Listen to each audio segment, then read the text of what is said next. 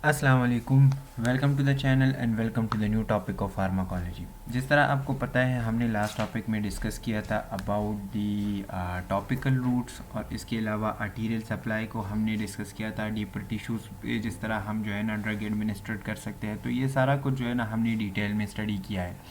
आज का जो असल में हमारा टॉपिक है वो है इंटरल रूट्स, मतलब वो रूट जिसके ज़रिए हम जो है ना बॉडी के अंदर ड्रग्स एडमिनिस्ट्रेट कर सकते हैं। लेकिन ये कौन सा रूट है, हम किस तरह से जो है ना ड्रग एडमिनिस्ट्रेट कर सकते हैं, और दूसरी बात ये है कि हम कौन सी एरिया को जो है ना टारगेट करेंगे, और इसके एडवांटेजेस क्या है और डिसएडवांटेजेस क्या है। ठीक है, तो मतलब मैकेनिज्म ऑफ एडमिनिस्ट्रेशन क्या होगा, मैकेनिज्म ऑफ ड्रग एडमिनिस्ट्रेशन यहाँ पे कौन सा है। ठीक है, तो यहाँ पे अभी स्टार्ट कर लेते हैं इंटरल रूट्स। तो ये बिल्कुल ही सिंपल है।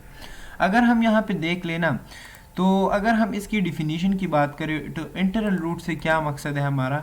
इंटरल रूट उस रूट को हम कहते हैं जिसका डिफिनेशन हमारे पास क्या है, when the drug is placed directly in the GI tract. हमने इससे पहले बात की थी अबाउट द पेरेंट लैरेंस, और इसके अलावा हमने टॉपिकल की बात की थी कि हम स्किन के ऊपर जो है ना ड्रग लगा सकते हैं और वो जो है ना हम एडमिनिस्ट्रेट कर सकते हैं। लेकिन यहाँ पे अगर हम इंटरल रूट्स की बात करें ना, तो इंटरल रूट का मतलब क्या है कि वो रूट जिसमें जीआई ट्रैक जो है ना गैस्ट्रो इंटेस्टिनल ट्रैक इन्वॉल्व हो, उसको हम क्या कहते हैं, इंटरल रूट्स कहते हैं। क्लियर हो गया। अब सिंपल अगर हम यहाँ पे देख ले तो हम मुंह के ज़रिए जो ड्रग एडमिनिस्टर कहते हैं वो इंटरल रूट कहलाता है। अच्छा, इसमें हमारे पास बकल और सबलिंगुअल रूट भी आ जाती है और रेक्टल रूट भी आ जाती है। तो मतलब ये इसके फिर जो है ना सब क्लासिफिकेशन है। लेकिन अगर आपसे कोई पूछे कि इंटरल रूट किसे कहते हैं, तो इंटरल रूट वो वाला रूट जिसमें जीआई ट्रैक जो है ना इन्वॉल्व हो, उसे हम कहते हैं इंटरल रूट्स या enteral route of drug administration. Clear हो गया। So when the drug is placed directly in the GI tract it is known as enteral route. जिस तरह आपको पता है हम ये टैबलेट्स हो गए, सीरप्स हो गए, ये हम किस रूट्स के ज़रिए एडमिनिस्टर करते हैं, जीआई ट्रैक में। अच्छा, फिर आ जाते हैं इसकी सब क्लासिफिकेशन के बारे में। तो अगर हम यहाँ पे देख ले तो इंटरल रूट क्लासिफाई हुआ है तीन में। एक हो है हमारे पास ऑरल, क्लियर, वो वाले ड्रग्स जिसे हम निगल लेते हैं, जो स्टमक में पहुंचकर फिर जो है ना लिवर तक पहुंच जाती है और वहाँ पे उस पर फर्स्ट पास इफेक्ट और ये सारा कुछ जो है ना होकर फिर बॉडी को प्रोवाइड होता है, उसको हम कहते हैं ओरल रूट। इसके अलावा जो है ना सबलिंगुअल और बकल रूट्स है, और इसके अलावा रेक्टल रूट है। ये सबलिंगुअल और बकल रूट का मतलब ये है कि जब हम ज़ुबान के नीचे जो है ना किसी ड्रग को रख कर वो वहाँ पे जो है ना पिघल जाता है और वो बॉडी में स्प्रेड हो जाता है। तो इस तरह से जो है ना मतलब ये इसको हम बकल या सबलिंगुअल कहते हैं। और इसके अलावा रेक्टल रूट है, जब हम रेक्टम के ज़रिए या रेक्टल एरिया के ज़रिए हम जो है ना ड्रग एडमिनिस्ट्रेट कहते हैं तो करते हैं, तो इसको हम रेक्टल रूट कहते हैं। तो मतलब इंटरल रूट के सब क्लासिफिकेशन कितनी है, एक है हमारे पास ऑरल, दूसरा है बकल और तीसरा है हमारे पास रेक्टल रूट। अच्छा, अब आ जाते हैं इन सब क्लासिफिकेशन को स्टडी करना है। तो इसमें हमने पहले ये देखना है कि ओरल रूट किसे कहते हैं और फिर इसकी जो है ना एडवांटेजेस और डिसएडवांटेजेस क्या हैं। तो मतलब आपको इस पिक्चर से वाजे हो गया होगा कि ओरल रूट हम किसे कहते हैं। अच्छा, oral administration is designated as per OSPO which means to administered by mouth. मतलब क्या है कि पर ओएस या पर ओरल का मतलब क्या है कि वो ड्रग जो हम एडमिनिस्ट्रेट करते हैं बाय माउथ, उसको हम कहते हैं ओरल एडमिनिस्ट्रेशन। मतलब जो ड्रग हम एक बंदे को माउथ के ज़रिए, मुंह के ज़रिए देते हैं, उसको हम कहते हैं ओरल एडमिनिस्ट्रेशन या ओरल रूट। अच्छा, अब जब हम इस मेडिकेशन को एडमिनिस्ट्रेट करते हैं तो फिर इसके बाद जो है ना क्या होगा। So the medication is swallowed, मतलब हम जो है ना उसको निगल लेते हैं, and the drug is absorb from the stomach and the small intestine. अब ये आपको याद होना चाहिए कि मतलब ओरल रूट के ज़रिए जब हम जो है ना इस ड्रग को एडमिनिस्ट्रेट करते हैं तो इस ड्रग के साथ क्या होगा और ये ड्रग कहाँ जाएगा। तो आपको ये क्लियर होना चाहिए कि ये मेडिकेशन को हम फिर जो है ना स्वॉलो कर लेते हैं और फिर इसकी एब्जॉर्प्शन हो जाती है। एब्जॉर्प्शन क्यों होती है, क्योंकि ये ड्रग जो है ना ये ब्लड की तरफ जाएगा। ठीक है, और ब्लड के ज़रिए जो है ना सारे बॉडी में क्या होगा, सारे बॉडी में ये जो है ना स्प्रेड हो जाएगा। तो मतलब ये जब ब्लड में आएगा ना तो ये कहाँ से एब्जॉर्ब होके आएगा, ये स्टमक और स्मॉल इंटेस्टीन से एब्जॉर्ब होके ब्लड की तरफ जाएगा। क्लियर हो गया। तो ये सारा कुछ जो है ना इसमें प्रोसेस है। अब इसके बाद इसमें एक दूसरा प्रोसेस है जिसको हम फर्स्ट पास इफेक्ट कहते हैं, उसको हम डिटेल में स्टडी कर लेंगे, लेकिन मैं आपको यहाँ पे बता रहा हूँ कि जब भी मेडिकेशन को हम सॉलो करें तो फिर इसकी एब्जॉर्प्शन होगी from the stomach and the small intestine. तो ये आपने याद रखना है। अच्छा, यहाँ पे आप देख ली ये सारा वो जो है ना प्रोसेस आपको बता रहे हैं, मतलब इसको हम डिटेल में फिर स्टडी करेंगे, लेकिन मैं आपको यहाँ पे बता देता हूँ। यहाँ पे इस तरह है कि मतलब अगर हम देख लेना तो डोज हमने एडमिनिस्ट्रेट कर लिए, क्लियर है, और वो यहाँ से आके क्या होगा, ये एडमिनिस्ट्रेट हो गया और ये यहाँ से मतलब ये एब्जॉर्ब होगा। तो जब ये एब्जॉर्ब होगा ना तो एब्जॉर्प्शन मतलब का क्या किस तरफ जाएगा, ये लिवर की तरफ जाएगा, और लिवर में इसकी क्या होगी, मेटाबॉलिज्म होगी। अब मेटाबॉलिज्म को तो आप लोग जानते हैं। तो जब लिवर में इसकी मेटाबॉलिज्म हो जाती है ना तो फिर उसके बाद जो ड्रग ब्लड की तरफ जाएगा उसको हम बायो अवेलेबिलिटी कहते हैं। अवेलेबिलिटी का क्या मतलब है, फराहम करना, ठीक है, अवेलेबल होना। तो जो ड्रग लिवर में मेटाबॉलिज्म के बाद ब्लड को फराहम हो या बॉडी को फराहम हो उसको हम क्या कहते हैं, बायो अवेलेबिलिटी कहते हैं। मतलब हम कहते हैं कि इतना बायो अवेलेबिलिटी इस ड्रग की है। क्लियर होगा। इस सारे प्रोसेस को हम एक नेक्स्ट लेक्चर में जो है ना डिस्कस कर लेंगे, एक सेपरेट लेक्चर में डिस्कस कर लेंगे, क्योंकि ये आपको अभी यहाँ पे क्लियर नहीं होगा। लेकिन सिंपली मैं आपको यहाँ पे बता दूँ कि जब हम डोज को एडमिनिस्ट्रेट करते हैं, क्लियर है, तो उस पे जो है ना क्या हो जाती है, उस पे जो है ना एक तो मेटाबॉलिज्म स्टार्ट हो जाती है और वो मेटाबॉलिज्म लिवर पे हो रही होती है, और जब उसकी मेटाबॉलिज्म के बाद वो ब्लड को जो है ना अवेलेबल हो जाए तो उसको हम क्या कहते हैं, बायो अवेलेबिलिटी कहते हैं। क्लियर। तो ये सारा प्रोसेस मैंने असल में एब्जॉर्प्शन के बारे में बताया कि जब ड्रग की एब्जॉर्प्शन हो ना तो ये इस तरह से होती है। अच्छा, ये फर्स्ट पास इफेक्ट और बायो अवेलेबिलिटी को हम सेपरेट लेक्चर में डिस्कस करेंगे, ठीक हो गया।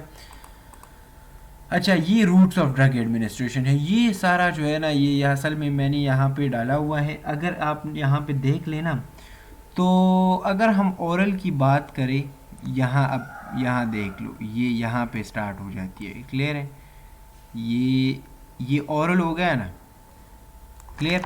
तो ये ओरल यहाँ पे क्या करेगा, ये ओरल यहाँ से जो है ना एब्जॉर्ब होके कहाँ जाएगा, ब्लड की तरफ, और ब्लड से जो है ना लिवर की तरफ जाएगा, और लिवर से मेटाबॉलिज्म के बाद जो है ना ये अवेलेबल होगा दोबारा ब्लड की तरफ। क्लियर हो गया। तो ये ओरल एडमिनिस्ट्रेशन का ये सारा प्रोसेस इस तरह से होता है। क्लियर। अब इसके अलावा अगर हम इंट्रावेनियस की बात करें ना तो इंट्रावेनियस में वो लिवर को क्या करेगा, वो लिवर को जो है ना स्किप करेगा। क्लियर। मैं आपको यहाँ पे अभी समझा देता हूँ कि ये सारा प्रोसेस किस तरह से होता है। अच्छा, मैंने यहाँ पे जो है ना ड्रग एडमिनिस्ट्रेट कर ली through oral route. Oral route से वो जो है ना मतलब स्टमक और स्मॉल इंटेस्टीन से वो एब्जॉर्ब हो जाएंगे।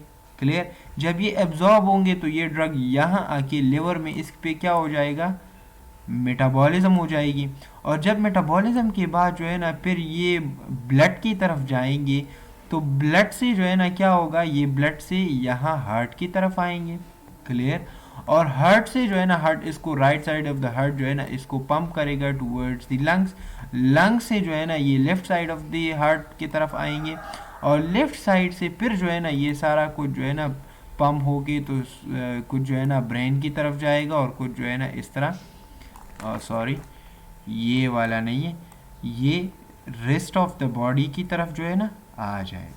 तो ये सारा इस तरह से जो है ना मतलब हो रहा होता है। जब हम ये मैंने सिर्फ ऑरल की बात की कि ऑरल किस तरह से जो है ना बॉडी में जो है ना जब हम एडमिनिस्ट्रेट करते हैं तो वो किस तरह से स्प्रेड होता है। क्लियर हो गया। इसके बाद जब हम सबक्यूटेनियस और इंजेक्शन और इंट्रामस्कुलर इंजेक्शन और इंट्रावेनियस इंजेक्शन की बात करेंगे तो उसका जो प्रोसेस है वो सारा अलग है। क्लियर। तो ये आपने याद रखना है टूवर्ड्स दी कि ये किस तरह से टूवर्ड्स द लिवर जाता है, और फिर उसके बाद जो है ना हार्ट, और फिर उसके बाद रेस्ट ऑफ द बॉडी में ये जो है ना स्प्रेड हो जाता है। तो ये सारा मैकेनिज्म है ओरल रूट का। अच्छा, अब इसके बाद आ जाते हैं administration of drug through oral root, advantages क्या क्या हो सकती है। तो मतलब अगर हम यहाँ पे देख लेना तो ये हमारे पास है सेफेस्ट रूट। सेफेस्ट रूट का मतलब ये है कि इसमें कोई जो है ना इतना मतलब पॉइजन का ख़तरा नहीं होता। हाँ, अगर एक बंदा है वो ज़्यादातर जिस तरह आपने देखे होंगे जब ये सुसाइड केस होते हैं ना, सुसाइड केस में बंदा क्या करता है, वो बहुत सारे ड्रग्स जो है ना वो एडमिनिस्टर करके स्टमक में चले जाते हैं, तो वो उससे पॉइजन बन जाता है। क्लियर है। तो अगर मिसाल के तौर पर एक बंदा बहुत ज़्यादा ड्रग एडमिनिस्ट्रेट भी कर लेता है या कोई जो है ना वो खुदकुशी कर रहा है, तो फिर भी हम उसको जो है ना बचा सकते हैं। मतलब हम अगर एक बंदे ने क्या किया है, उसके स्टमक में जो है ना बहुत ज़्यादा ड्रग है, तो हम इसको क्या कर सकते हैं, इसकी हम एक प्रोसीजर उसे कहते हैं स्टमक वॉश। हम उसकी स्टमक वॉश कर सकते हैं, मतलब जो ड्रग उन्होंने एडमिनिस्ट्रेट की है हम उसको फिर जो है ना उसकी स्टमक से निकाल सकते हैं। तो मतलब ये सेफेस्ट रूट है। मतलब अगर हम देख लें तो इंट्रावेनियस आईवी जिस तरह हम इंजेक्शन लगाते हैं तो वो ख़तरनाक है ना, तो इस तरह ये यहाँ पे बता रहे हैं कि जो ऑरल एडमिनिस्ट्रेशन है ये हमारे पास क्या है, सेफेस्ट रूट है, मतलब इतना ज़्यादा ख़तरा नहीं है। अच्छा, कॉमनेस्ट रूट है। कॉमनेस्ट जो है ना हम ड्रग एडमिनिस्ट्रेशन के लिए इस्तेमाल कर सकते हैं। अगर आप देख लें तो मोस्टली हम जो है ना जब हम ड्रग एडमिनिस्ट्रेट करते हैं तो उसके लिए हम कौन सा रूट इस्तेमाल करते हैं, हम थ्रू माउथ जो है ना ड्रग को एडमिनिस्ट्रेट करते हैं। तो ये कॉमनेस्ट रूट है हमारे पास। तीसरा है हमारे पास कन्वीनियंट। कन्वीनियंट का मतलब ये है कि इसमें जो है ना तो कोई पेन होता है, ना कोई जो है ना मतलब इस तरह से कोई एंजाइटी होती है या इसके अलावा मतलब कुछ इस तरह के कोई जो है ना साइकोलॉजिकल इफ़ेक्ट इसके नहीं होते हैं, कन्वीनियंट होते। जब हम रेक्टल रूट की बात करते हैं ना तो वो बिल्कुल ही कन्वीनियंट नहीं है, क्योंकि रेक्टम रूट को इस्तेमाल करना ड्रग्स के लिए ये बड़ा जो है ना पेशेंट जो है ना वो अनकंफर्टेबल फील करता है। क्लियर है। तो एक है हमारे पास सेफेस्ट रूट, दूसरा है कॉमनेस्ट, तीसरा है कन्वीनियंट। अच्छा, अब इसके बाद no skill required, self medication कर सकते हैं आप। मतलब इसका ये कि अगर मैं आपको कहूं कि आपने अपने आप को इंजेक्शन लगवाने हैं तो आप क्या लगा सकते हैं, नहीं, उसके लिए आपको स्किल रिक्वायर्ड होना चाहिए। लेकिन अगर यहाँ पे हम ओरल रूट की बात करें तो इसमें स्किल रिक्वायर्ड की कोई ज़रूरत ही नहीं है, मतलब आप अपने खुद ब खुद जो है ना सेल्फ मेडिकेशन कर सकते हो। अच्छा, पेनलेस है एंड एक्सेप्टेबल है। मोस्ट ऑफ द पेशेंट जो है ना वो इंजेक्शंस और इससे जो है ना थोड़ा सा वो डरते हैं, क्योंकि उसमें पेन भी होता है और उसके अलावा और कुछ जो है ना मतलब वो बर्दाश्त नहीं कर पाते। तो मतलब यहाँ पे अगर हम ओरल रूट की बात करें तो ओरल रूट हमारे पास क्या है, ये पेनलेस है, इसमें कोई दर्द वगैरह नहीं होता और मोस्ट ऑफ द पेशेंट को ये रूट जो है ना वो एक्सेप्टेबल होती है। वो कहते हैं या तो हमें सिरप दे दो या आपने हमें क्या करना है, टैबलेट्स वगैरह या कैप्सूल्स हो गई, ये सारा कुछ हम जो है ना इजीली खा सकते हैं। तो ये सारा प्रोसेस यहाँ पे देख लो कि ये पेनलेस है, ये एक्सेप्टेबल है और ये सारा कुछ जो है ना ये इस तरह से है। अच्छा, इसके अलावा cost effective.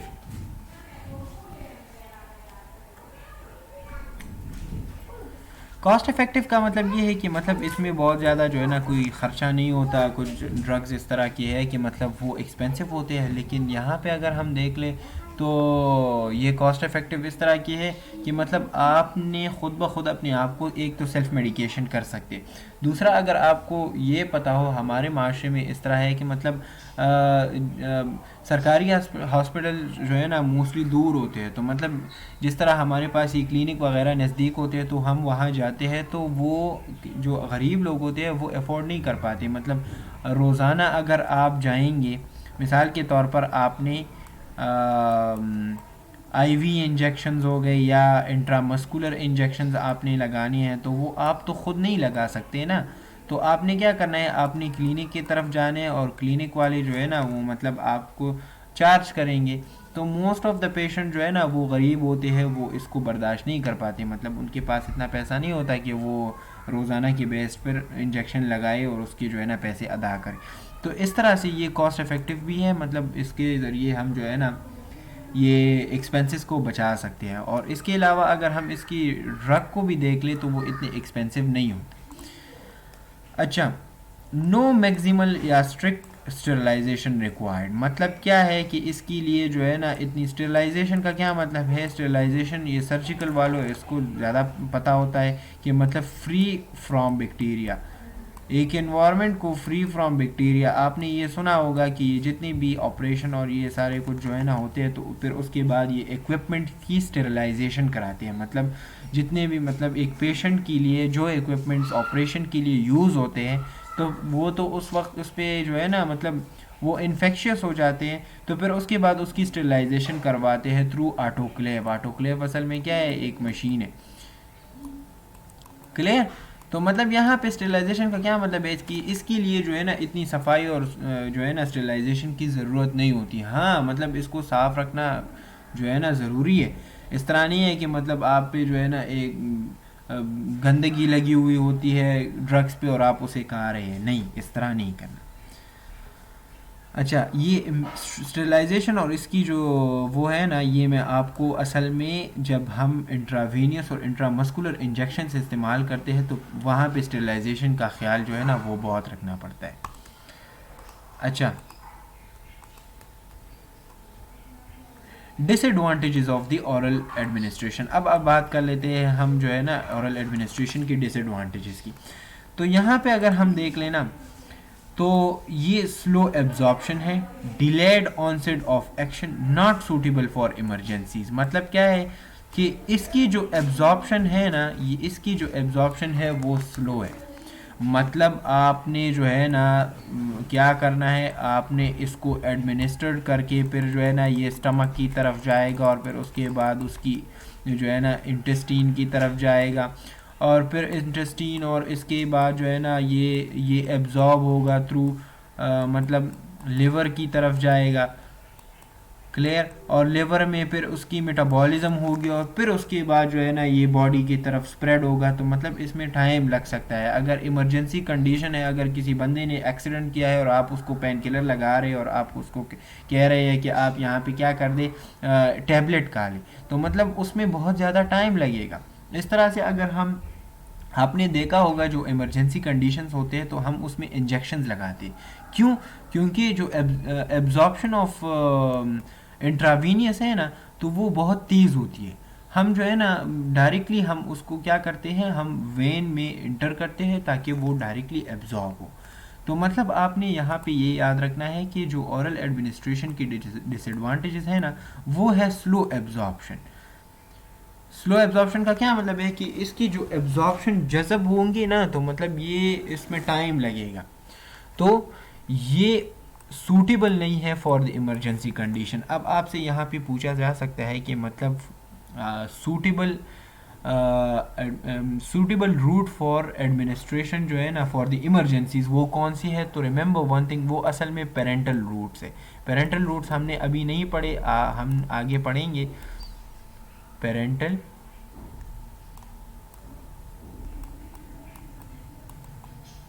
Roots, parental roots असल में वो रूट जिसमें हम इंजेक्शंस लगाते हैं, सिंपल।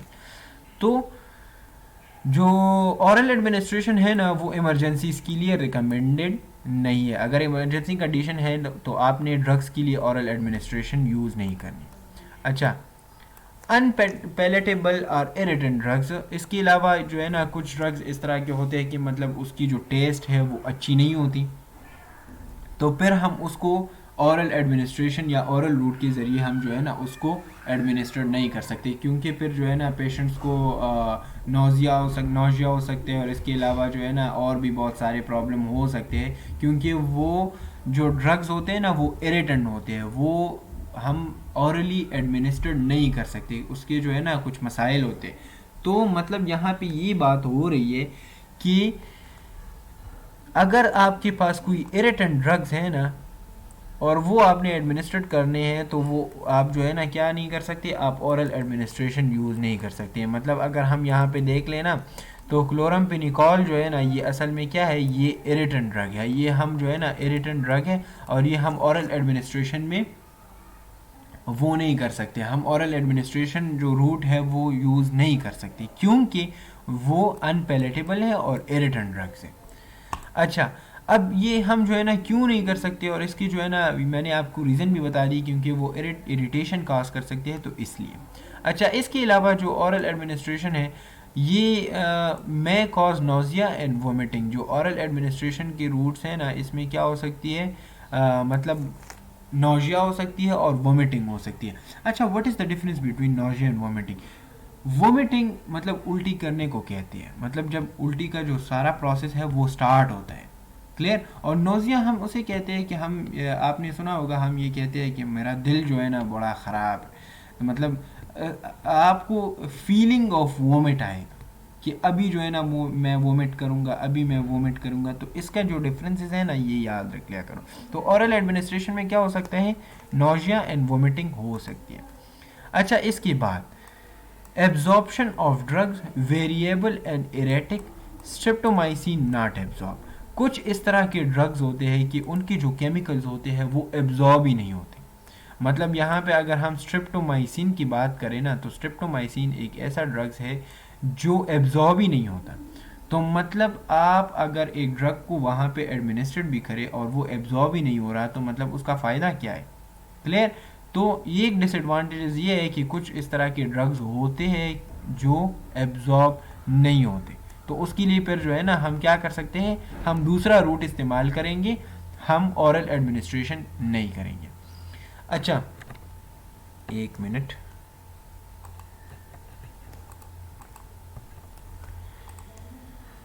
हाँ यहाँ पे अब देख लो, ये interaction and prescribe drug with food and other drugs effect. अच्छा, आप हम जो है ना इसको फार्माकोकाइनेटिक्स और ये सारा कुछ जो है ना डिस्कस करेंगे। Interaction of prescribe drug with the food and other drugs effect. आपने सुना होगा, आपको डॉक्टर्स जो है ना वो कहते हैं कि आपने ये ड्रग जो है ना निहार मुँह खानी है, और कुछ ड्रग्स इस तरह के होते हैं कि आपको कहते हैं ये आपने खाने के बाद जो है ना इसको एडमिनिस्ट्रेट करना है, आपने इसको खाने के बाद खाना है।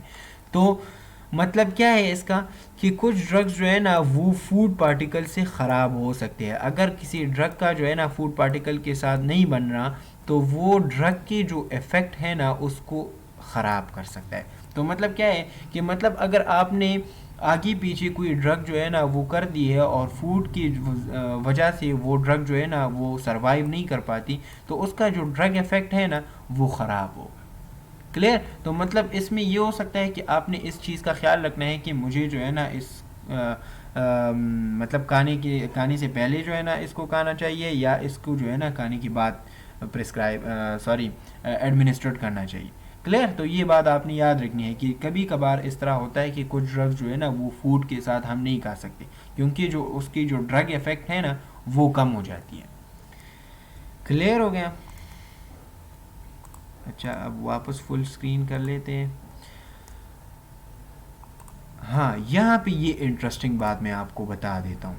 सम drugs are destroyed by gastric secretion. अब गैस्ट्रिक सिक्रीशन क्या चीज़ है, आपने फिजियोलॉजी पढ़ी होगी, आपने अगर देखा हो तो गैस्ट्रिक सिक्रीशन बहुत सारे है। मिसाल के तौर पर मैं HCl की बात करूँ, हाइड्रोक्लोरिक एसिड की, तो वो एक गैस्ट्रिक सिक्रीशन है ना।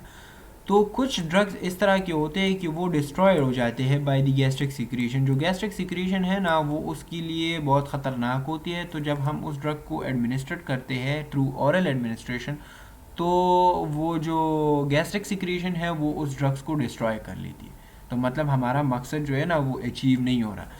तो यहाँ पे एग्जांपल इसकी क्या है, इंसुलिन जो है ना वो is the best example of जो गैस्ट्रिक सिक्रीशन की वजह से डिस्ट्रॉय हो सकता है। इंसुलिन असल में क्या है, इंसुलिन असल में अगर आपने देखा हो जो डायबिटिक और शुगर के पेशेंट होते हैं, तो उनके लिए हम क्या करते हैं, इंसुलिन को एडमिनिस्टर करते हैं through injection, through subcutaneous root.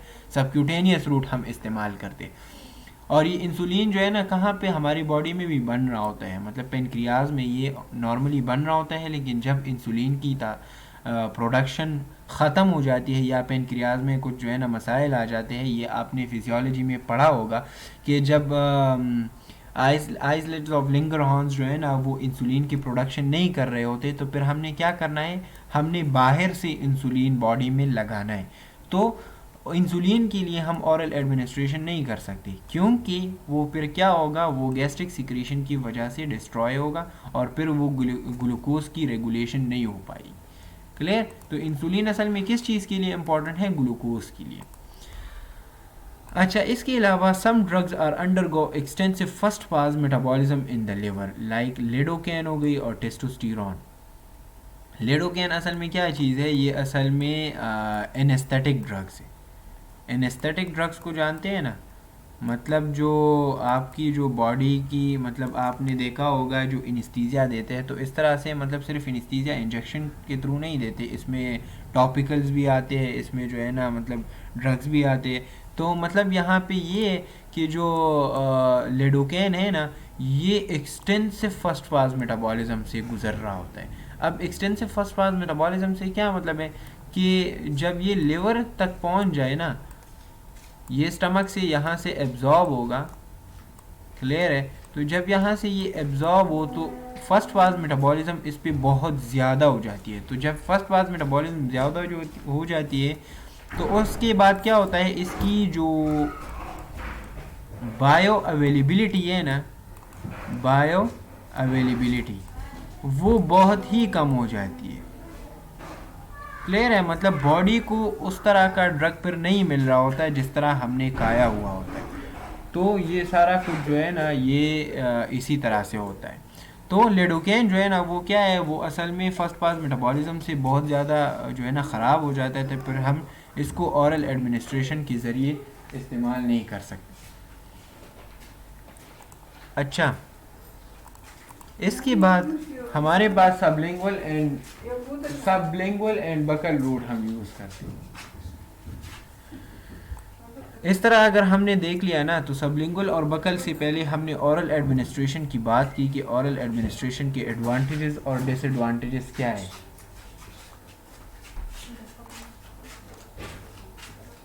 Sublingual और बकल रूट जो है ना हम यूज़ कर सकते हैं।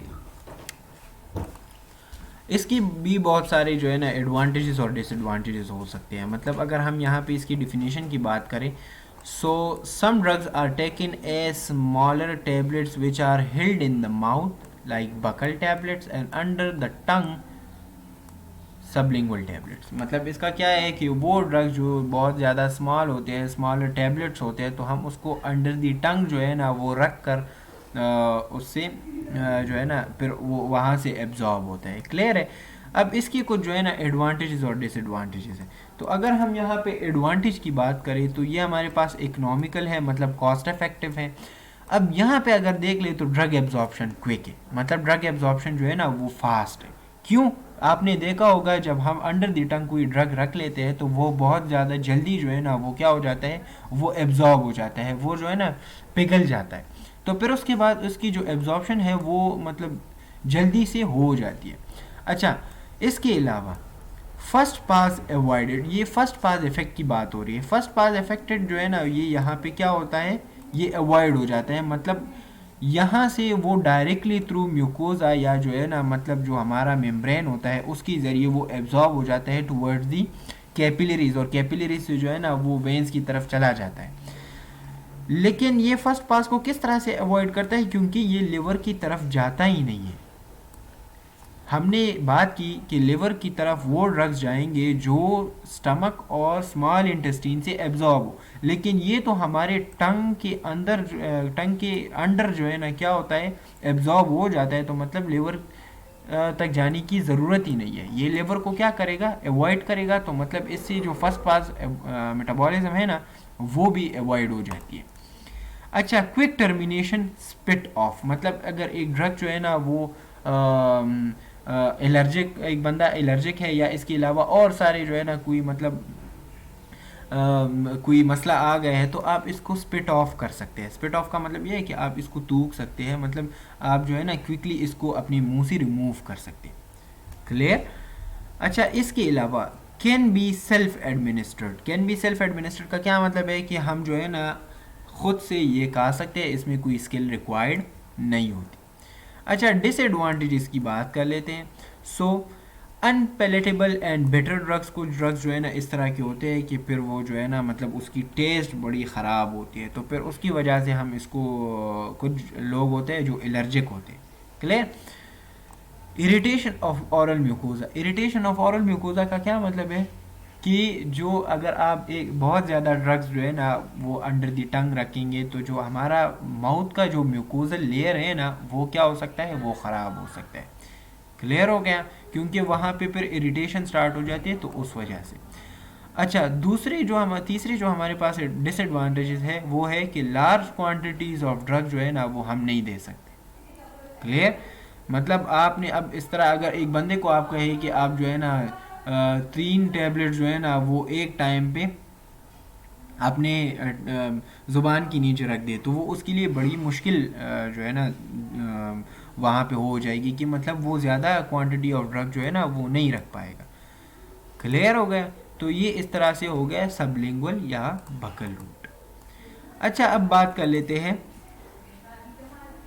रेक्टल रूट के बारे में। तो रेक्टल रूट असल में क्या है? रेक्टल रूट है हमारे पास जो हम जो है ना रेक्टम को इस्तेमाल करते हैं।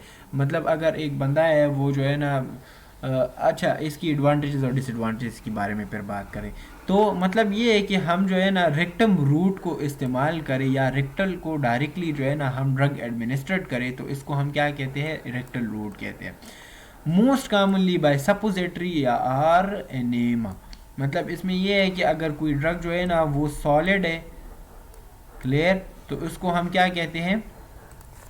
अगर कोई ड्रग जो है ना वो सॉलिड फॉर्म में है तो इसको हम कहते हैं सपोजिटरी। अगर कोई ड्रग जो है ना वो लिक्विड फॉर्म में है तो उसको हम कहते हैं एनेमा। क्लियर। लेकिन ये दोनों ड्रग्स जो है ना ये specifically for the rectal route होते हैं। अच्छा, 2 टाइप्स ऑफ एनेमा इसमें प्रेजेंट होते हैं। एक है इक्वेंट और दूसरा है हमारे पास रिटेंशन। इक्वेंट में हमारे पास है soap water in the rectum. Soap water की शेप में जो है ना मतलब वो रेक्टम की थ्रू हम एडमिनिस्ट्रेट करते हैं। और रिटेंशन की अगर हम बात करें तो प्रेडेनिसोलोन एनिमा इन अल्सरेटिव कोलाइटिस। अल्सरेटिव कोलाइटिस का क्या मतलब है कि एनिमा ड्रग का जो प्रेडेनिसोलोन है ना, प्रीडेनिसोलोन हम यूज़ करते हैं through in the form of enema जब आपको अल्सरेटिव कोलाइटिस हो, जो आपका वो है ना इन्फ्लेमेशन ऑफ द कोलोन जो है ना वो हो जाए, या आपकी जो कोलोन में क्या हो, अल्सर हो, ज़ख़म हो, तो उसमें जो है ना आपने क्या करना है? आपने एनिमा इस्तेमाल करना है और आपने रेक्टल रूट इस्तेमाल करना है। क्लियर। तो फिर उसको हम क्या कहते हैं? रिटेंशन कहते हैं। अच्छा, इसके एडवांटेजेस क्या है? तो इसके अगर हम एडवांटेजेस की बात करें तो रिमेंबर वन थिंग, यहाँ पे फर्स्ट जो है ना वो हमारे पास क्या है? बाईपास द लीवर, मतलब bypass the first pass effect. First pass effect क्या होगा? वो बाईपास करेगा। Some of the veins draining the rectum lead directly into the general circulation, thus the passing the liver reduced first pass effect by 50%। मतलब क्या है कि reduce first pass effect by 50%। क्या है मतलब कि कुछ वेन्स वहाँ पे इस तरह होते हैं रेक्टम में कि वो डायरेक्टली कनेक्टेड होते हैं जनरल सर्कुलेशन के साथ। हमारा काम ये है कि हम इस ड्रग को क्या करें? जनरल सर्कुलेशन तक पहुँचाएं। तो अगर हम ओरल एडमिनिस्ट्रेशन करेंगे तो वो लिवर से बाईपास होगा। अगर हम बकल रूट इस्तेमाल करेंगे तो फिर वो जो है ना वो ओरल एडमिनिस्ट्रेशन करेंगे तो वो लिवर से पास होगा। लेकिन अगर हम रेक्टल और बकल करेंगे तो फिर वो क्या होगा? बाईपास होगा, मतलब वो अवॉइड करेगा। क्लियर हो गया। तो इससे ये फ़ायदा हो सकता है। दूसरा है हमारे पास useful. The route may be most useful for patient unable to take drugs orally. मतलब अगर कोई पेशेंट है वो अनकॉन्शियस है, मतलब वो बेहोश है, तो उसके लिए हम क्या बकल रूट और वो जो है ना मतलब या ओरल रूट इस्तेमाल कर सकते हैं? नहीं कर सकते। Or with the younger children or in person feeling nausea या वोमिटिंग। हमने बात की ना कि ओरल एडमिनिस्ट्रेशन में बंदे को क्या हो सकती है? नोजिया हो सकती है, वोमिटिंग हो सकती है। तो फिर आपने क्या करना है? आपने रेक्टल रूट इस्तेमाल करना है। अगर एक बंदा है वो अनकॉन्शियस है या कोई जो है ना यंग चिल्ड्रन है या नोजिया और वोमिटिंग हो रही है तो फिर उसको जो है ना हमने क्या करना है? रेक्टल रूट के ज़रिए दवाई देनी है। अच्छा, इसके अलावा disadvantages of the rectal route की बात कर लेते हैं। तो डिसएडवांटेजेस में क्या है कि अगर आपको पता हो, अच्छा यहाँ पे आप देख लो, साइकोलॉजिकल पेशेंट में भी embarrassed and dislike this way, मतलब अगर जितने भी, मतलब आप अगर एक बंदे को कहते हैं कि हमने क्या करना है, हमने रेक्टल रूट के ज़रिए ये ड्रग जो है ना एडमिनिस्ट्रेट करनी है, तो अगर वो अनकॉन्शियस है तो फिर तो खैर है, लेकिन अगर वो कॉन्शियस पेशेंट है तो वो क्या करेगा, वो एम्बेरस्ड फील करेगा और वो इस वाली रूट को जो है ना मतलब लाइक नहीं करेगा, क्योंकि फिर इससे जो है ना मसाइल पैदा हो सकते हैं।